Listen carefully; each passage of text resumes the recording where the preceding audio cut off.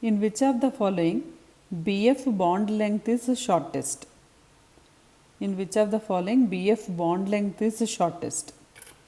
Now let us take BF4 first. BF4 minus. So boron can form 3 bonds. Boron, what is the electronic configuration? 2s2 2p1. This is the electronic configuration of boron in its ground state. But boron is forming 3 or 4 bonds, means we should write the excited state electronic configuration. So this is the excited state electronic configuration of boron.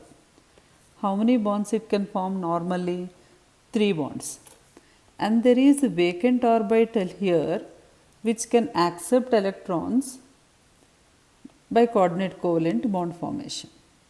So boron, if it is forming 3 bonds with 3 fluorine atoms, in BF4 minus, the 4th bond will be a coordinate covalent bond in which fluorine contributes one of its lone pair to boron. Fluorine shares one of its lone pair with boron. So there is coordinate covalent bond in BF4 minus and all bonds are single. Okay, if there is any partial double bond character, then the bond length will be short. But here in BF4 minus, all bonds are single. Then BF3 NH3. So BF3 NH3. So the lone pair that is there on nitrogen will be shared equally between boron and nitrogen. Means here there will be a coordinate covalent bond. So in BF3 NH3 also all the bonds are single bonds. Now let us see next example. BF3. In BF3, if you see, boron is forming only 3 bonds. And we know that there is vacant p orbital in boron. There is vacant p orbital in boron. So what happens if boron is forming only 3 bonds? The compound is not satisfying octet rule. It is an electron deficient compound.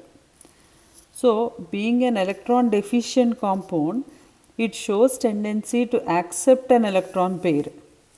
And fluorine, because it's having lone pair of electrons on it, it will back donate its electrons to boron.